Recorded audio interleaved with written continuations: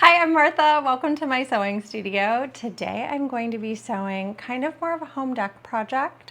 I'm sewing something for my wedding. That's the first time I've mentioned my wedding or getting married on any social media platform, so I feel a little bit crazy, but now the cat's out of the bag. I have a lot of work to do. I'm getting married in August, and I have done a fair amount of sewing for it already, and I still have quite a bit more to do. The stuff that I have left to do is pretty easy, and it's not things that must be done, it's things I want to do, so a little bit more decorative. Last week I spent a morning dyeing linen fabric, this variety of colors. If you're familiar with some of the work I've done in the past, I do a lot of dyeing, and this is very much my color palette when I dye fabric for myself. I used a heavyweight linen from Fabric Mart. I would say, I guess it's like a weight I would want to use for like a jacket, something like that. I'm not sure the weight of it, but it is a very nice linen. The selvage says 100% linen Belgium. Is that what it says? Belgica.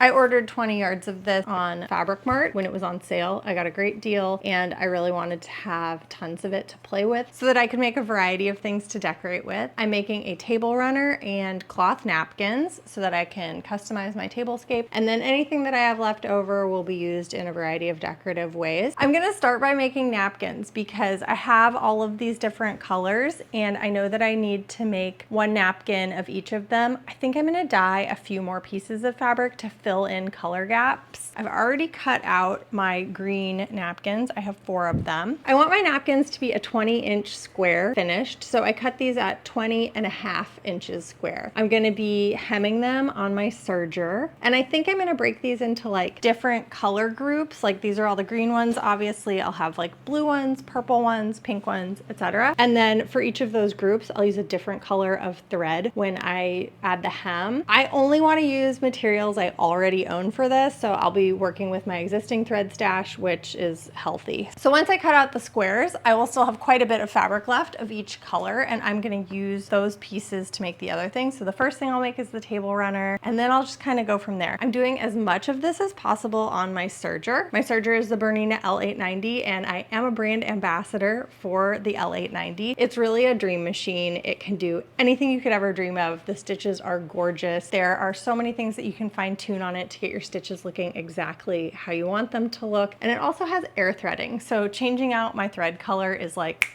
no big deal. Just takes a few seconds and whoop, whoop, whoop, it's all air threaded. I'm on a time crunch, honestly, so let's dive in and get started. So here are my 4 green napkins. I'll make a stack of finished ones right there. Then let's do a little bit of sorting because as I cut them, I can stack them, and I think that will make my life easier as I go.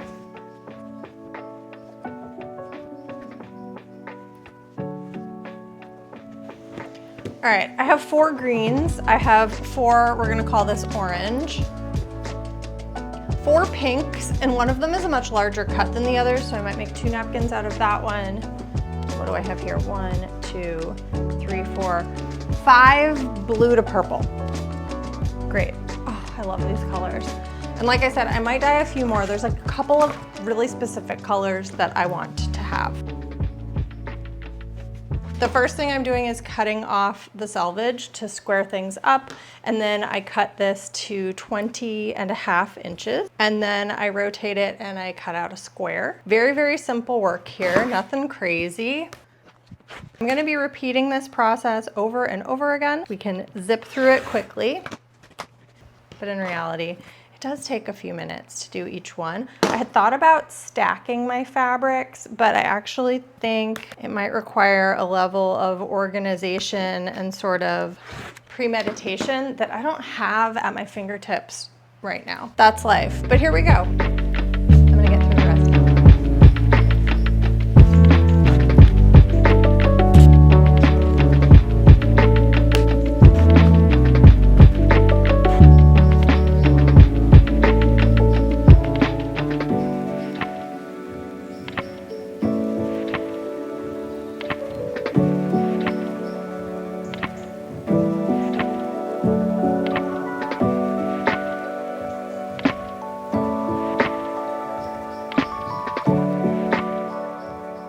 Okay, here I have my napkins cut out to have a contrast color thread for each of these groups. So let's look at what I have.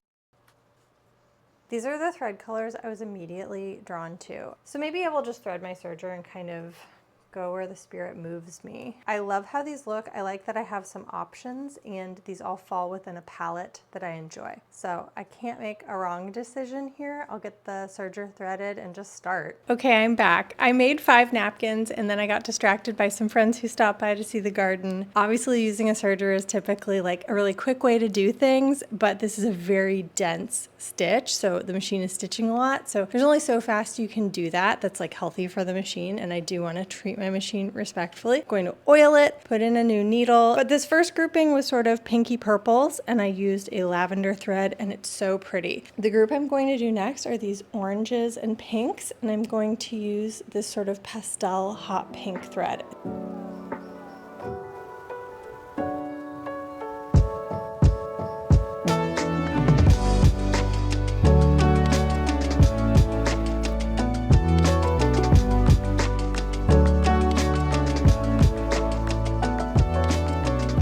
I finished my napkins and I made some other stuff too. Wow, okay. Everything you've just watched, I filmed, I don't know, maybe 10 days ago, more than a week ago. And everything is pretty much done. I do have a little bit of fabric left over, so I will probably panic make something at the last moment. But I've completed my napkins. I think they are beautiful. You can see this serger rolled hem that I used to hem these. It was a little bit time consuming, but I think this was probably the fastest way to hem napkins. If you wanted something a little bit more polished, you would make a mitered corner on your sewing machine. Or in the past, I've actually used my rolled hem foot and made rolled hems on 2 sides and then a deeper hem on the other 2 sides. There are a lot of ways to make napkins, but I like this. It's colorful. It got the job done in a timely manner, and I look forward to using these long after our wedding is over. So that's pretty exciting. This was a lot of work, and I did it very quickly. If you have a serger, you can make a project like this fast. You just have to focus. Like, you just got to get down to it and don't overthink it. I did a lot of planning up front around my color palette. So the colors reflect the colors in my garden, which is where we're getting married. So I have the pinks and purples. I have the green of the grass, the orangey kind of tones of the sunflowers, a whole palette of dahlias and zinnias and ageratum. I don't even know if I'm saying that right, but it is a blue-purple flower that I grow a lot of. And then I've got everything from like indigo night sky to like a bright blue sky, all of it. So I'm very pleased with the color palette, and I actually really love how the different hem colors have made these edges pop. You can see that I have some where the color blends together, the linen and the thread, and somewhere it's a little bit more contrast, even if they're in the same color family. It just gives a little bit of difference. Some of these napkins are repeat colors, but none of them have the same thread. So each napkin is unique. So I made a lot of other stuff. This is a huge table runner. I will show it to you once it's on the table, but for now it's staying ironed and rolled up safely. But this is 11 yards long, and you can see it uses lots of colors. It's about 2 feet wide. So it's gonna go down the center of a table. I've rented white tablecloths, and then this colorful runner will go down the center. I have 2 other smaller tablecloths for other tables, and these are also striped. Then I have, this is like extremely long, this narrow piece, and this will be sort of like draped as a decoration. And then I don't know what I made this one for. It could be like a banner. I might add words to it, but like I'm not that into words. It could be another tablecloth. It could just be hanging somewhere. It's a little bit more of a patchwork situation. This was using up scraps. Oh, and then this doesn't really have a use, but like I couldn't throw it away. This is all of my salvages where it says 100% linen Belgica on it. I just thought, I don't know, kind of fun. So I might use this for something, but what? I don't know. I couldn't tell you. All right, that's everything. This was a quick and super fun project for me, and it kind of got me pumped. I've been sewing difficult white fabric for months. Like I haven't had a reason to change my thread color in months. And so moving off of white and working with linen that's easy to work with, and having the kind of project where it's like literally just squares and rectangles where I cannot make a mistake. There's no such thing as a mistake here because it's just putting things together and seeing how they look and reacting to it, adding another color, playing with color. All of that was so refreshing. I was kind of losing my mind with sewing my wedding dress.